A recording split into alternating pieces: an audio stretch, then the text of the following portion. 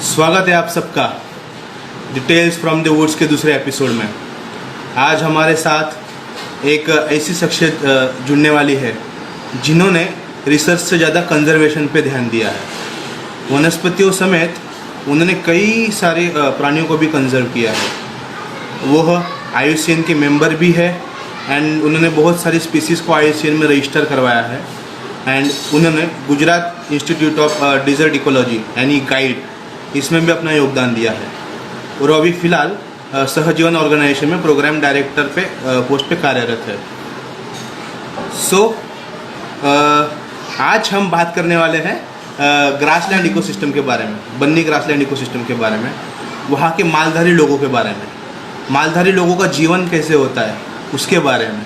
साथ ही में हम जानेंगे कि पंकज सर हमारे जो गेस्ट है उनका एक्सपीरियंस कैसे रहा है बन्नी ग्रासलैंड में वर्क करते हुए, उनके एक्सपीरियंसेस। देन हमारे पास उनकी कुछ तस्वीरें भी है।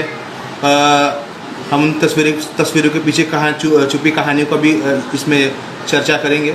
एंड देन एक ब्रेक होगा क्योंकि कल की तकनीकी वजह से हम सेशन को पूरा कंटिन्यू नहीं कर पाते हैं, तो हम 40-40 मिनट के 2 सेशन करवाएंगे। तो ब्रेक के बाद हम फिर हाजिर होंगे संगीत की महफिल के साथ एंड फिर Q&A सेशन होगा। एंड उसके बाद हम ये जानेंगे कि क्यों लोग ऐसा कहते हैं कि कच्छ नहीं देखा तो कुछ नहीं देखा। तो let us join doctor Pankaj. Good morning sir. Hi, good morning.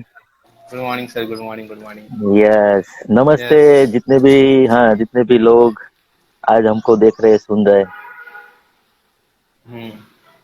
Hello everyone. Hello hello sir, आज काफ़ी सारे लोग जुड़े हैं सर। अभी थोड़ी देर में और जुड़ेंगे सर। हमारे साथ है मीनू परेवे सर, हमें लाइव देख रहे हैं, नागर सर हमें लाइव देख रहे हैं सर। एंड बहुत सारे बॉटनी स्टूडेंट लाइव देख रहे हैं sir. And sir botany student के साथ बहुत सारे नॉन बॉटनिस्ट भी है सर हमारे ऑडियंस में। ओह, बढ़िया बढ़िया सर। हाँ, बढ़िया, तो वेरी मतलब गुड, ये very good, very audience sir, हाँ, जैसे अपनी डाइवर्सिटी होती है सर, जैसे कच्छ की डाइवर्सिटी के बारे में हम आगे बात करेंगे, जैसे सर गुड। हाँ, हमारे ऑडियंस में भी काफी सारी डाइवर्सिटी है सर। बढ़िया, वेरी गुड। नेचर भी यस डाइवर्सिटी सर। में बिलीव करता है ना। अच्छा है, यस बढ़िया है। सर। परविया सर, नमस्ते परविया सर। सर के आशीर्वाद है हमारे साथ, गुरु है हमारे। Yes sir. नागर साहब को भी यस सर। बहुत नमस्कार। नागर साहब को एक्चुअली ये सब शुरू करने के लिए जो भी हम लोग शुरू कर रहे हैं ना अभी, ये बहुत बढ़िया है। Yes sir. जितने भी बच्चे, जितने भी स्टूडेंट अभी बॉटनी कर रहे हैं या आगे सोच रहे हैं कुछ बॉटनी या वाइल्ड लाइफ बायोडायवर्सिटी में आने के लिए, इकोलॉजी में, उनके लिए काफी अच्छा एक मौका है जो यस बॉटनी सर। फीस के हिसाब से है। हाँ, नागर साहब को बहुत बड़ा कॉन्ग्रेचुलेसन, पूरी टीम को ऐसे MSTU और नागर साहब की पूरी टीम जो आप लोग लगे हो, बहुत बढ़िया है। यस सर, धन्यवाद यस सर, धन्यवाद। कृष्णा जी, यस। हम आएंगे सर आपके साथ। कच्छ में भी एक बॉटनी फेस्ट कराना है सर, एक गेम कराना है सर, फाइटो आइए, हंडा में कच्छ के साथ, कच्छ में। बढ़िया है, बढ़िया है, बढ़िया है। आइए, सब यस लोगों को वेलकम है कच्छ में। ऐसे एरिड यस एरिया सर। है पर हम लोग बात हाँ। करेंगे, ठीक है। Yes sir. पर यस सर। जैसे बॉटनी की बात हो रही है ना, तो आपको एक थोड़ा डेटा मैं बता दूं कि जैसे एक conservation of rare endangered biodiversity के प्रोग्राम चला था पूरे 5 साल तक।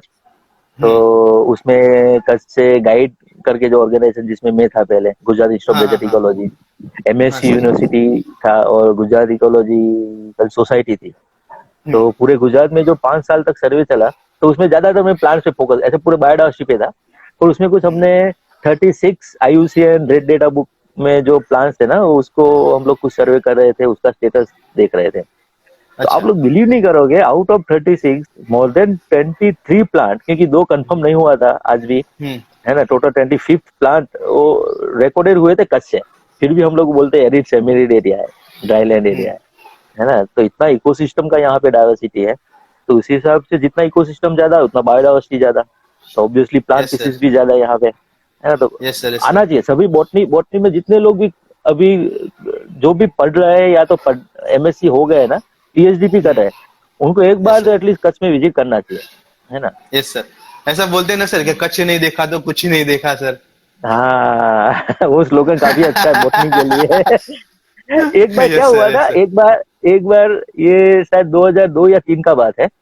तो हाँ। उस टाइम में गाइड में था, गुजरात यूनिवर्सिटी इकोलॉजी में मैं था, मैं भी रिसर्चर था, मैं भी पीएचडी कर रहा था। तो आपको मालूम है जैसे बॉटनी में हम लोगों का क्या होता है, वो हर्बेरियम के लिए एक फील्ड ट्रिप होता है ना, स्टडी हम्म। टूर जिसको बोलते हैं।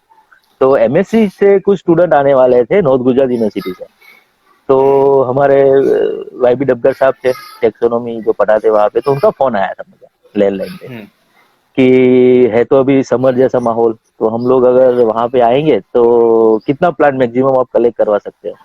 तो मैंने हाँ। उनको बताया, आप बताओ सर कितना आपको कलेक्ट करना है। तो उनको सरप्राइज एक्चुअली, पटेल साहब और यस सर। डबगर साहब, कि आप इतना कॉन्फिडेंशियली कैसे बता सकते हो कि इतने प्लांट्स आप कलेक्ट करवा सकते हो। सर आप आइए यहाँ पे देखिए, क्योंकि आपको जो लग रहा है ना, या तो आपने सुना है, पर जब तक हम्म। आप फील्ड में जाके चेक नहीं करोगे ना उसको, तब तक आप बिलीव नहीं करोगे कच्छ में जो हम लोग बता रहे हैं इतने प्लांट डाइवर्सिटी है। आज भी अगर मैं कृष्णा बताऊं ना, आज भी अगर हम लोग हम्म। कहीं भी चले जाए, है ना, ऐसे ही यस सर। ब्लाइंडली, जितने भी हम्म। नजदीक वाला जितना भी फॉरेस्ट लैंडस्केप है, तो कुछ ना कुछ नया मिलता है ना। मीन्स वो या तो आइडेंटिफाई करना पड़ता है, या तो वो हमारा ध्यान उसकी ओर दिखता है, भी हमको कुछ देखना पड़ेगा, कुछ नया दिख रहा है। तो ऐसा हम्म। एक लाइव लेबोरेटरी है कच्छ, है ना हम लोगों का, सभी अच्छा। सब्जेक्ट में, पर प्लांट्स के लिए तो और ज्यादा है ना। ढूंढने के यस लिए सर, जाना यस नहीं सर। पड़ता, वो प्लांट सभी जगह पे अवेलेबल है। अभी हम लोग ओके। जैसे 5 दिन पहले मेरे बच्चा जो है ना हार्ट, तो उसकी स्कूल पूरा वाइल्ड में है अभी, भुज के 12 किलोमीटर तपकेश्वरी रिजर्व फॉरेस्ट है उसके अगल बगल में है। हम्म। तो वहां पे चला गया मैं। तो आप बिलीव नहीं करोगे, 5-6 प्लांट पीसीस ऐसे थे जो अभी अच्छा फ्लावरिंग में है, और आपको अच्छा। देखने को मिल रहे हैं वहां पे अच्छा फ्लावरिंग फ्लरिश है। मीन्स वहां पे जो सैंडस्टोन फॉर्मेशन है ना यहाँ पे कच्छ में बहुत जगह पे है, तो अच्छा। जियोलॉजिकली भी बहुत ही अच्छा एरिया है ये। तो वहां पे क्या मॉइस्चर कंटेंट ज्यादा रहता है, तो उसके हम्म। अगल बगल में जितने भी प्लांट्स हैं वो काफी आपको फ्लावरिंग में देखने को मिलते हैं। ठीक है, ये सब कृष्णा शुरू कीजिए, मैं तो शुरू हो गया ऐसे ही अरे नहीं सर, मतलब हमारे चलेगा सर ऐसे ही, मतलब बातचीत और बातचीत ऐसे ही ही करनी है चलने सर दो। हमें। हाँ ऐसे ही चलने हाँ दो सर, यार, बात। सिलेबस में हाँ। ज्यादा सिलेबस पे लेके मत जाना मुझे, वरना 20 साल नहीं सर, से सिला। मैंने सिलेबस में कुछ देखा नहीं है। मेरा सिलेबस नेचर है ना, नेचर जो सिखाता है, नेचर में से जो सीखने को मिलता है ना, उस पे ज्यादा यस हम सर, यस सर। लोग हाँ। यस कृष्णा नहीं सर, बताइए, जरूर सर, जरूर। कैसे हम आगे हम मतलब बढ़ेंगे। हाँ। मोस्ट ऑफ एकेडमिक होने ही नहीं वाले सर, ये शो इसीलिए बनाया है कि हम्म, मोस्ट ऑफ एकेडमिक नहीं, हम फील्ड की चर्चा कर सके इसमें। हम्म, तो सर अभी शुरू कर दे कि बहुत सारे लोग, जैसे या मैंने आपको पहले ही बताया कि हमारे यहाँ पे हम्म, बॉटनिस्ट है, जूलॉजिस्ट है, और भी फील्ड के लोग हम्म, हैं, कुछ आर्टिस्ट वगैरह आते हैं सर हमारे पूरे इंस्टाग्राम के पेज में। तो सर मैं हम्म, आपको पहला सवाल में सर ये करना चाहूंगा सर, कि आप जो बन्नी ग्रासलैंड है सर, ये बन्नी हाँ, ग्रासलैंड क्या है, इसका इतिहास क्या है, इसका भूगोल क्या है हाँ, सर। देखिए सर, इसी में 3 हाँ, सब्जेक्ट आ गए, इतिहास, भूगोल और वनस्पति शास्त्र। तो सर अच्छा। आप तो हम्म, सर मैं ये चाहता हूँ कि सर आप इसके इतिहास, भूगोल और वनस्पति शास्त्र के बारे में चर्चा करें। एंड इसके बाद ये जो मालधारी लोग हैं सर, मैंने जब जैसे मैं आपकी बुक को रिसर्च कर रहा था कच्छ के ऊपर, तो मुझे इसमें सुना कि हम्म, मालधारी लोग होते हैं। तो एक्चुअली मुझे इतना कुछ क्लियर नहीं हुआ सर, एक्चुअली मालधारी लोग क्या है, इनका जीवन कैसे होता है। एंड सर मैंने ये भी हम्म, सोचा कि वो माइग्रेटरी होते, स्थलांतर करते रहते सर बारिश की सीजन में, एंड हाँ, हाँ, ऐसा होता रहता है। तो सर मालधारी लोगों हाँ, के जीवन के बारे में आप कुछ प्रकाश डालिए।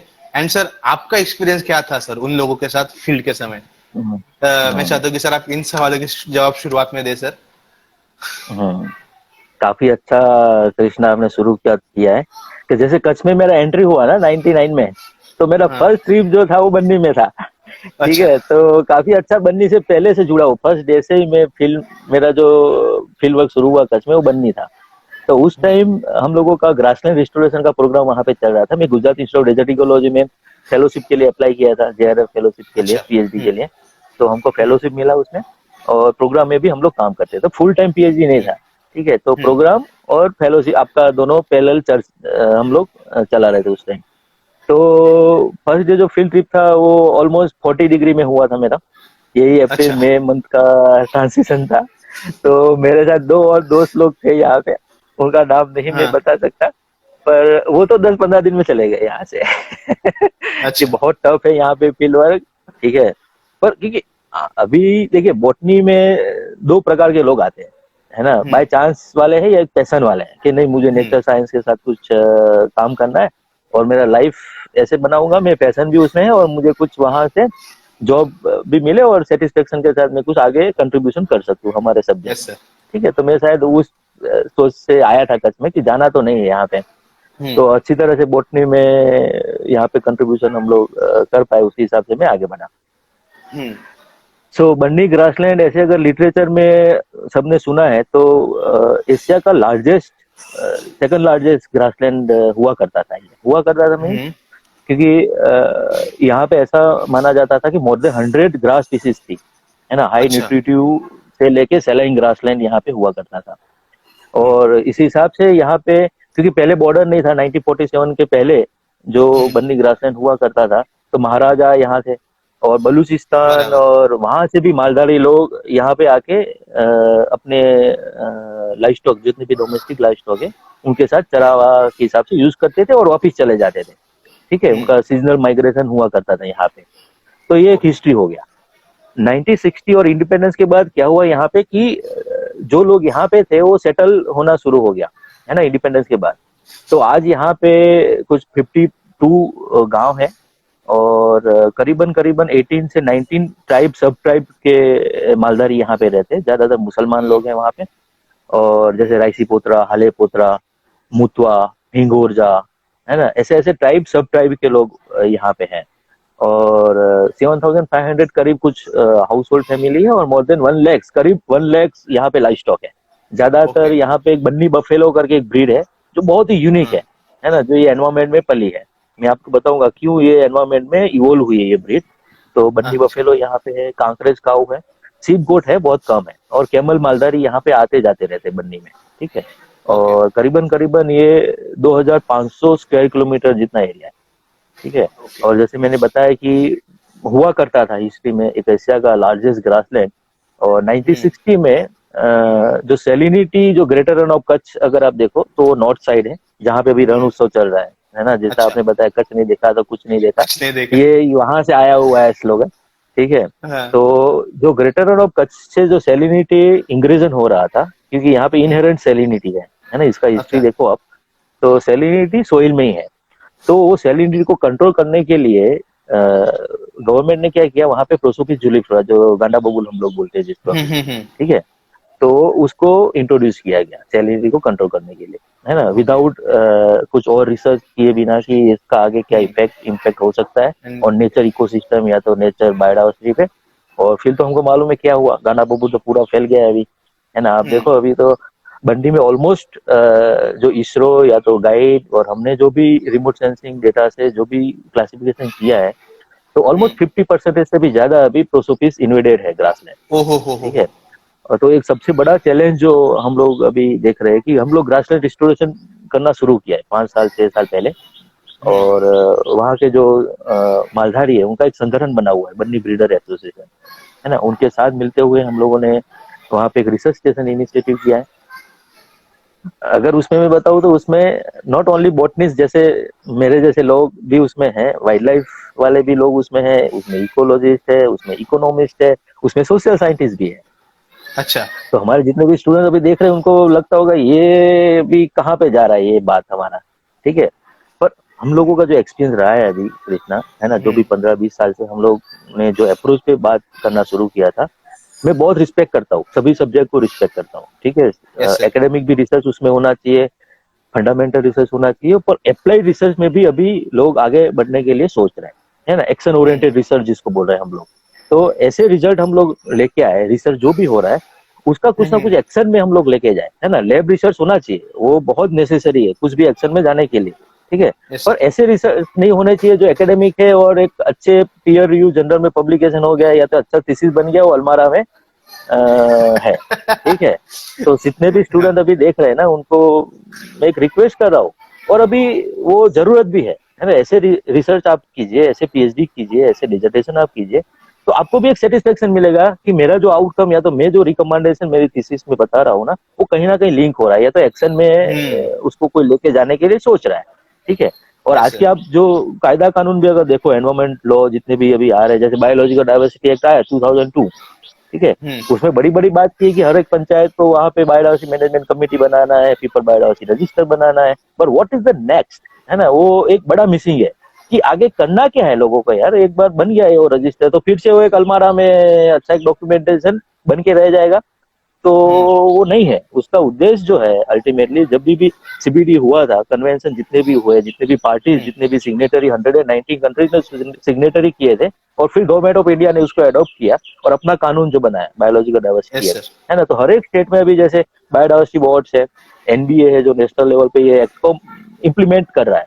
तो वो कानून भी ऐसा बता रहा है कि ऐसे जितने भी एक्शन हो रहे हैं या तो जितने भी रिसर्च हो रहे हैं वो लोगों के बीच में लेके जाए हम लोग, फॉरेस्ट डिपार्टमेंट उसमें साथ में जुड़े, हमारे जैसे रिसर्चर उसमें जुड़े और कुछ एक्शन पे काम हो। ठीक है, तो यस आगे सर। हम लोग बात करेंगे, पर अभी फिर से मैं बन्नी में वापस आता हूँ, क्योंकि वो मल्टी डिसिप्लिनरी जो ग्रुप है ना, वो क्यों चाहिए। वो एक, क्योंकि इमीडिएटली अगर आप मेरे को फर्स्ट टाइम सुन रहे हो अप्रोच को, तो आपको लगेगा यार बॉटनी जूलॉजी तक ठीक था, अभी उसमें सोशल साइंटिस्ट वर्ड आ रहा है, उसमें इकोनॉमिस्ट आ रहा है।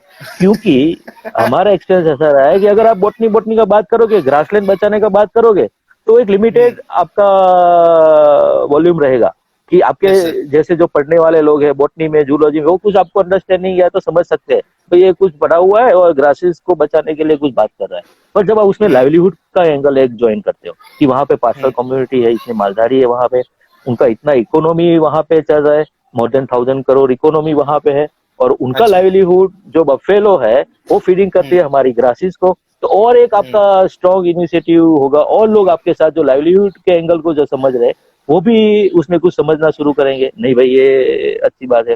तो आपने क्या किया, उसमें लाइवलीहुड के एंगल को ज्वाइन किया, आपने इकोनॉमी को भी उसमें ज्वाइन किया, है ना। इतना पैसे का मुनाफा, इतना मिल्क यहाँ से निकल रहा है, तभी ग्रासलैंड रिस्टोरेशन का बात एक अच्छी तरह से अच्छे प्लेटफॉर्म पे जाके आप शेयर कर सकते हो। इसीलिए यस अभी सर। जो भी रिसर्च हम लोग बन्नी में कृष्णा शुरू किया है ना, पूरा मल्टी डिसिप्लिनरी ग्रुप है, उसमें बहुत सारे स्टूडेंट आ रहे हैं। उसमें research institute like ATREE, Ashoka trust research in environment education, Bangalore based जो रिसर्च इंस्टीट्यूशन है, जो well known national international level पे जो रिसर्च करते हैं इकोलॉजी पे, है ना, उनके फैकल्टीज, उनके साइंटिस्ट जुड़े हैं, उनके बच्चे यहाँ पे आके पीएचडी करते हैं। एनसीबीएस जो है, national centre for biological science, है ना, उनके faculties they are also part of this network, ramble network. Kutch university जो लोकल यूनिवर्सिटी है वो भी पार्ट ऑफ नेटवर्क।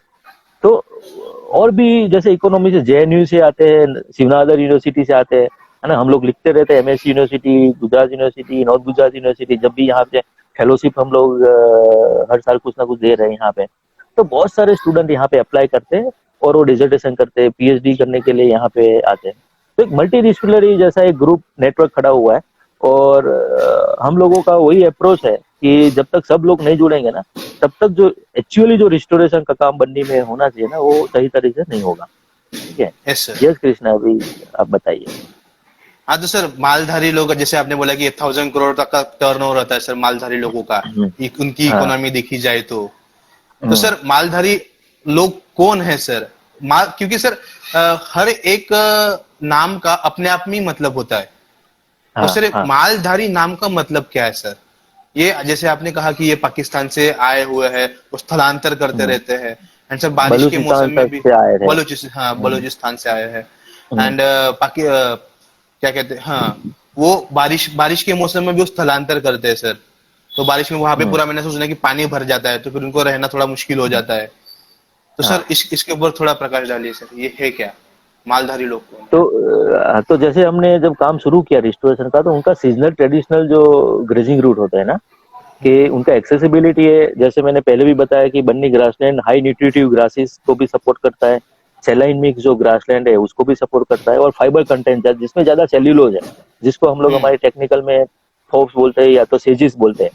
ठीक है, जो साइप्रस और स्किपर्स के जो ग्रुप है वो भी हमारे बन्नी में है। तो उनका जो सीजनल ट्रेडिशनल ग्रेजिंग रूट है उसको हमने समझा, उनके साथ मिलकर हर एक पंचायत, हर एक गांव में रिसोर्स मैपिंग का एक्सरसाइज हुआ है। और मालधारी का जो मतलब अगर आप देखो ना, एज ए जो उसका मतलब है, माल मीन्स उनके डोमेस्टिक एनिमल, जहाँ ओके। कच्छ में माल बोलते हैं उसको, डोमेस्टिक एनिमल। धारी मीन्स जो माल को धारण करता है ना, जो रखता है, इसीलिए वो मालधारी है। तो जितने भी डोमेस्टिक एनिमल रखने वाले यहाँ पे लोग हैं उनको मालधारी एज ए जॉइंटली बताते हैं हम लोग। तो उसमें सिप गोट वाले भी है, भेड़ बकरी वाले मालधारी भी है उसमें, है ना। रबारी यस लोग सर। ज्यादातर भेड़ बकरी भी रखते हैं यहाँ पे, कैमल वाले भी मालधारी है यहाँ पे, बफेलो अच्छा रखने हाँ। वाले हैं, काऊ रखने, तो सभी एक ग्रुप है। जो माल रखने वाला है उसको हम लोग मालधारी बताते हैं। ठीक है। मालधारी बोलते हैं। और हाँ, तो जैसे बन्नी बफेलो, जैसे मैंने बताया ना, जो इवोल्व हुआ ब्रीड है, क्योंकि अभी तक हाँ। जब तक रिकॉग्नाइज नहीं हुआ था वो 7-8 में जब प्रोसेस पूरा शुरू हुआ बन्नी में कि मुरहा करके एक बन्नी का ये ब्रीड था पंजाब में, बफेलो का, है ना, तो वो मुरहा में ही इसको क्लासिफाइड किया था। पर जब मालधारियों के साथ बात किया तो उन्होंने बोला नहीं, ये तो हमारा अलग से एक ब्रीड है और ये इवोल्व हुआ है हमारे ग्रासलैंड इकोसिस्टम के साथ, है ना। तो आप देखिए अभी बॉटनी कैसे उसमें जुड़ रहा है, उनके लाइवलीहुड में, उनके ब्रीड कंजर्वेशन में और ओवरऑल इकोसिस्टम के कॉन्सेप्ट में अगर आप देखो, है ना। उन्होंने बताया कि जो सीजनल यहाँ पे उनके जो ग्रासेस है, जैसे अगर आप स्टॉल फीडिंग में जाइए नॉर्थ गुजरात में या सेंट्रल गुजरात में, जहाँ पे लाइवस्टॉक को बंद करके ग्रासेस फोडर देते हैं हम लोग, ठीक है, क्योंकि एरिया वहाँ पे इतना है नहीं, गौचर लैंड इतना है नहीं शायद वहाँ पे, पर यहाँ पे तो ओपन ग्रेजिंग सिस्टम है और नॉक्टर्नल ग्रेजिंग सिस्टम है यहाँ पे, है ना। नाइट में खुद अपने जो हर्ड्स है 50 से 100 का हर्ड होता है और बफेलो खुद अपने ग्रेजिंग रूट को देखती है और वो सुबह अर्ली मॉर्निंग 4 बजे वापस आ जाती है ना। तो कौन सी सीजन में क्या ग्रासेस के कैसे न्यूट्रिटी होगा वो सब समझते हो वो लोग ग्रेज करती है ना। अच्छा। तो ये जो मिक्स ऑफ जो डाइट है उनका, है ना, फाइबर कंटेंट वाला भी ग्रासेस उनको चाहिए, हाई न्यूट्रिटी वाला भी ग्रासेस चाहिए और सेलाइन मिक्स भी चाहिए, है ना, सोल कंटेंट के लिए। तो ये जो ग्रुप ऑफ ग्रासेस है ना, जो कंपोजिशन ऑफ जो ग्रासेस है उसके हिसाब से ये ब्रीड जो है इवॉल्व हुई है ना। तो ये डायरेक्ट उनके लाइवलीहुड के साथ, उनके ब्रीड कंजर्वेशन के साथ और अल्टीमेटली ये रिस्टोरेशन के साथ जुड़ी हुई चीजें हैं। यस सर, काफी अच्छी जानकारी दी सर आपने। एंड मतलब एक जैसे वनस्पति इवॉल्व होते हैं, वनस्पति के साथ साथ उनके साथ प्राणी भी इवॉल्व होते हैं सर। मतलब ऑब्वियसली जैसे कि हमने देखा है कि वनस्पति को पॉलिनेशन के लिए कुछ मीडियम्स की जरूरत होती है, कुछ बाय एयर होते हैं, कुछ बाय मतलब प्राणियों से होते हैं। मतलब बंदर कुछ बीज खा के फेंकते हैं तो बीज से वापिस एक पौधा तैयार होता है। तो मतलब इस तरीके से, जिस तरीके से आप बनने में वनस्पति चेंज, वनस्पति में इवोल्यूशन आया, उसी तरीके से प्राणियों ने अपने अंदर भी खुद को इवॉल्व कर दिया ताकि वो उस वनस्पतियों का उपयोग कर सके। सर काफी अच्छी इंफॉर्मेशन थी सर। एंड अभी सर मैं आपसे एक प्रश्न पूछना चाहूंगा कि सर आपके मालधारी लोगों के साथ काफी अच्छे संबंध है, मैंने ऐसा सुना है कि आप मतलब बहुत जल्दी लोगों में मिक्स हो जाते हैं।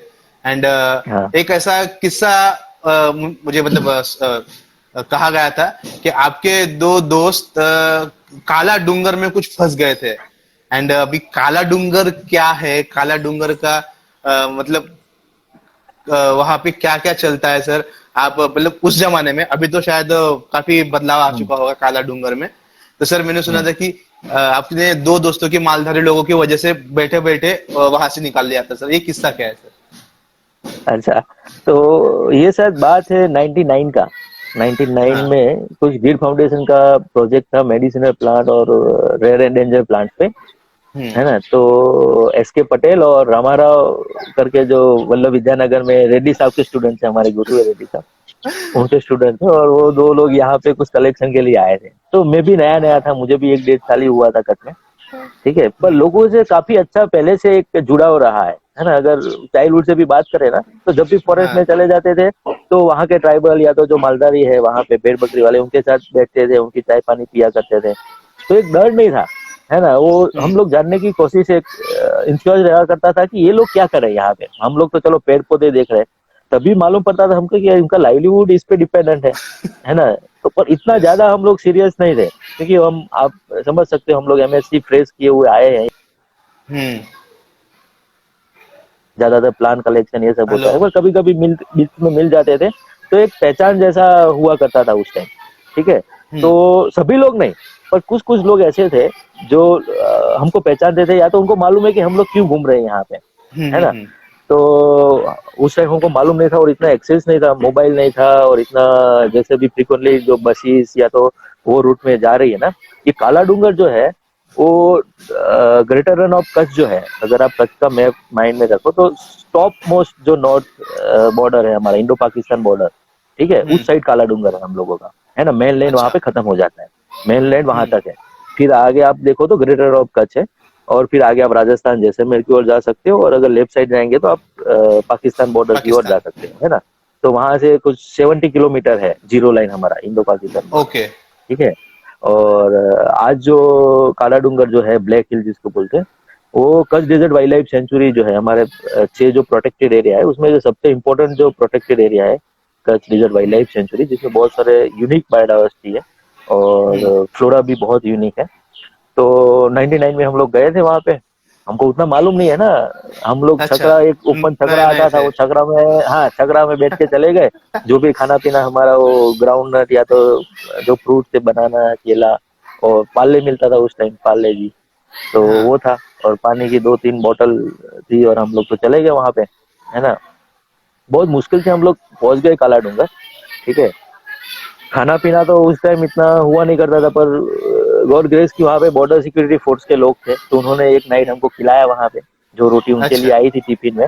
तो कुछ शेयर किया, कुछ बातें की हम लोगों ने, क्योंकि सिक्योरिटी इतना ज्यादा था वहाँ पे, तो हमको भी लगा कि यहाँ पे लोग क्यों नहीं देख रहे, पर वो लगा फिर रिमोट है यार, बॉर्डर एरिया, तो कोई नहीं आता होगा। पर हम्म। हमको बाद में मालूम पड़ा कि वहाँ पे कुछ कॉन्फ्लिक्ट चल रहा था लोकल लोगों के बीच में और डिपार्टमेंट के बीच में, ठीक है, कुछ केस अच्छा। फाइल हुआ था, वो उस टाइम का बात है, अभी तो पूरा सेटल हो गया है ना। पर जब हम लोग नीचे आए तो एक गांव में पूरा 50-60 लोग इकट्ठा हो गए, उनको हाँ। लगा कि हम लोग फॉरेस्ट डिपार्टमेंट से हैं, और हमारे दोस्त लोगों से भी गलती हो गया, उन्होंने बताया हम लोग देखो आप गवर्नमेंट का कार्ड है, और उसमें भी लिखा है ये गिर फाउंडेशन या ये सब कुछ लिखा हुआ था उसमें। तो उनको तो और डाउट गया कि यार अभी केस चल रहा है, तो आप कैसे आ सकते हैं यहाँ पे। तो मैं थोड़ा टूटा फूटा कच्ची उस टाइम जानता था, तो मैंने हम्म। 1-2 लोगों से बात करना कोशिश किया कि भाई हम लोग तो यहाँ के हैं, और हम लोग तो पढ़ रहे हैं हम्म। अभी, हम लोग बच्चे हैं यहाँ पे, हमको मालूम नहीं है आपके यहाँ पे क्या हो रहा है, ठीक है। हम्म। तो बहुत ही उन लोगों ने डिस्कशन किया, ये किया वो किया, और हम्म। फिर हमको छुट्टी मिला कि आप यहाँ से भाग जाओ आज ना आज। तो आप बिलीव नहीं करोगे, हम 7:30 बजे 8 बजे वो ओपन छकड़ा जो था 100 किलोमीटर है भुज से, है ना, अच्छा। उसमें बैठ के तुरंत भुज आ गए, वहां पे रुकने का हमारा जिक्र नहीं हुआ, रात को। ठीक है। तो ये फर्स्ट रात को 10-11 बजे हम लोग भुज में पहुंचे, ओपन सगरा में, ठंडा भी लग रहा है हम लोगों को। पर ये फर्स्ट ऐसा था इंसिडेंट, ठीक है, क्योंकि अब जब भी फील्ड में जाते हो ना, तभी से फिर देखो लर्निंग जो होता है वो एक्सपीरियंस बेस्ड होता है, तभी से हम्म। हमको आइडिया आना शुरू हो गया कि ऐसे ही आप ब्लाइंडली मत जाओ किसी भी फॉरेस्ट में, किसी भी आप फील्ड में जा रहे हो, तो एटलीस्ट थोड़ा होमवर्क करके जाओ, वहाँ पे क्या हो रहा है, कैसे हो रहा है, क्या क्या लोग हैं वहाँ पे, क्या क्या विलेजेस है। आपका अगर वहाँ पे ऑलरेडी कुछ कांटेक्ट है तो उनसे बात करो, अगर वो लोग आपके साथ हाँ। जुड़ सकते हैं तो काफी अच्छा है, ठीक है, तो उनको हम्म। साथ में आप रखो। तो ये सब चीजें जो है हम्म। उसको ध्यान में रखते हुए जो लर्निंग एक्सपीरियंस है, और उसके हम्म। बेस पे ही फिर ऐसा नहीं हुआ कभी भी कच्छ में, है ना, हम्म। लोगों के साथ या तो ऐसा, क्योंकि एक लर्निंग हो गया experience based. Yes sir, yes yes sir. Krishna. And मतलब ऐसे तो बहुत सारे किस्से सर आपके, हम्म। जो मतलब अभी और सामने आएंगे। एंड फिर सर, आप कच्छ की डाइवर्सिटी के बारे में क्या कहना चाहोगे? जैसे आपने कहा कि अपने इंडेंजर्ड प्लांट प्लांट पे आप रिसर्च कर रहे थे, उसमें से आपको हम्म। 23 प्लांट का ऐसे मिले जो रिपोर्टेड नहीं थे। तो सर मैं हम्म। आपसे ये पूछना चाहूंगा कि अभी कितने प्लांट्स ऐसे हैं जो अभी मतलब उनपे ऊपर काम होना बाकी है?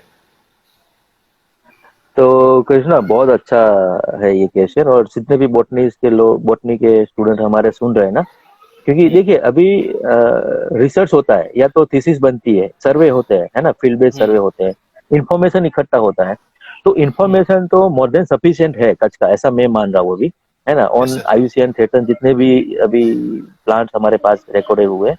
हाँ ठीक है, हम्म। अभी नया एक्सप्लोरेशन होना है और होगा भी, बहुत सारे ऐसे हम्म। प्लांट्स है जो अभी आइडेंटिफाई होना है, और न्यू फॉर साइंस भी है, न्यू फॉर बॉटनी भी है, ठीक है, जैसे डॉक्टर रोहित अच्छा। ने 2-3 नए प्लांट निकाले, मैंने भी एक आध कोशिश किया था वहां पे, और भी ऐसे प्लांट्स है जो अभी आने चाहिए सबके बीच में, है ना, तो वो तो यस होना सर। चाहिए। पर एटलीस्ट जो अभी आइडेंटिफाई हुए 20+ जो आयुष्मान डेटा बुक में जो प्लांट्स है, तो उसको कैसे हम्म। हम लोग लोगों के साथ मिलते हुए, या तो हमारे हम्म। फॉरेस्ट डिपार्टमेंट के साथ मिलते हुए उसको कंजर्वेशन में लेके आए, ठीक है ना। हम्म। तो हमने एक छोटा कोशिश किया था यहाँ पे, तो जैसे रितेश पोकार करके एमएससी यूनिवर्सिटी में अभी नागर साहब के साथ ही हम्म। पीएचडी कर रहा है, उसका भी पीएचडी टॉपिक है कि जितने भी आइडेंटिफाइड जो रेयर एंडेंजर प्लांट्स है उसको कैसे हम्म। मेन स्ट्रीम करें हम लोग। मेन स्ट्रीम में देखो, मेरे गांव में अगर XYZ प्लांट है, अगर मुझे ही नहीं मालूम है कि उसका इम्पोर्टेंट क्या है, तो मैं जुड़ने यस वाला सर। नहीं हूँ उसके साथ, ठीक है ना। वो हाँ। लगाओ एक अटैचमेंट जो होना चाहिए ना, वो नहीं आएगा। तो हम लोगों ने एक छोटा कोशिश किया था, जैसे एक एग्जांपल दूंगा मैं, ओलेक्स नाना का, है ना, वो रिडिस्कवर हुआ है आफ्टर 100 ईयर्स के बाद, ठीक है। उसमें एक छोटा हम्म। पेपर भी हम लोगों ने वो डाला था, टेक्निकल पेपर, पर वो हम्म। लठेड़ी करके एक छोटा पंचायत है अबडासा में, है ना। तो उसके कुछ लेस देन 100 इंडिविजुअल हमको मिले हैं एक छोटे नाला में, एक रिवराइन जो जा रहा है वहां पे, ठीक है। Yes, और क्योंकि बहुत कम इंडिविजुअल है तो पूरा हमने वहाँ की बीएमसी जो बनी उसके साथ बात किया, वहाँ पे जो मालधारी लोग अपने पेड़ बकरी को लेके जाते थे चरियान के लिए उनके साथ बात किया, है ना। वहाँ के जो छोटे छोटे बच्चे हैं, स्कूल के बच्चे हैं, तो हमारी टीम पूरा है उनको वहाँ पे लेके गई वाइल्ड में दिखाने के लिए कि देखिए भैया ओलेक्स नाना पूरे ग्लोब में आपके वहां पे ही है, तो आपका रिस्पॉन्सिबिलिटी अभी बढ़ जाता है। अगर आप गूगल में टाइप करोगे ओलेक्स नाना तो आपको ओनली आपकी पंचायत में ही मिलेगा लठेड़ी में। तो उनको लगा यार नहीं है तो मेरा रिस्पॉन्सिबिलिटी है। और फिर क्या हुआ, जैसे नागर सर के ये करण राणा और जो स्टूडेंट थे उसी टाइम उनका भी फील हुआ। तो उस टाइम बुश से हम लोगों का ऐसा कंडीशन था कि बहुत सारे जो हमारे रिसर्चर थे ऑलरेडी फील्ड में थे। तो करण से बात हुआ फोन पे और करण को बताया कि आप जाओ और वहां पे किसी की बच्चे को पूछो, आपको ओलेक्स नाना बता देगा। तो इन लोगों को थोड़ा शौक लगा था उस टाइम, क्या यार पंकज भाई ये तो ऐसे कैसे बता सकते हैं हमको, ओलेक्स नाना कोई भी दिखा देगा वहां पे। हम लोग वाला एमएससी पीएचडी वाले बच्चे हैं या तो पढ़े लिखे, उनको भी नहीं शायद मालूम पड़ेगा। तो फिर मैंने बताया देखो इतना वहां पे अच्छा काम हुआ है बीएमसी का और बच्चे ने भी वहां पे देखे अच्छी तरह से प्लांट को, तो आप जाइए। और सही में ऐसा हुआ कि वहां पे जो हमारे सोशल वर्कर जो थे विपुल भाई उस टाइम, विपुल लेके गया, स्टूडेंट थे वहां पे हमारे लोकल ये बच्चे लोग थे। और हमारी टीम को एमएसयू की जो टीम पूरी वहां पे जो गई थी ना, उनको अच्छी तरह से ओलेक्स नाना दिखाया वहां पे, है ना। तो उनको लगा यार एमएससी के जितने भी स्टूडेंट थे उनको लगा कि नहीं ऐसे कुछ कंसिडरेशन होना चाहिए कि बच्चों को भी मालूम है ये प्लांट को डिस्टर्ब नहीं करना। वो मालधारी को भी मालूम है कि भाई अगर मैं ग्रेजिंग करता हूँ तो यार वेरी केयरफुली करना पड़ेगा, जब फ्लावरिंग फ्रूटिंग हो यहाँ पे मैं नहीं जाऊंगा अपने भेड़ बकरी को लेके। वहाँ की पंचायत को भी मालूम है कि ये एरिया को हमको थोड़ा अच्छी तरह से कंजर्व करके रखना है, ठीक है। तो आज भी मैं बता रहा हूँ सभी जितने भी स्टूडेंट यहाँ पे देख रहे हैं, जितने भी फैकल्टी गुरु है, आप कभी भी कच्छ में आइए, आप पंकज को भूल जाइए, रितेश को भूल जाइए, आप सीधा लठड़ी में जाइए।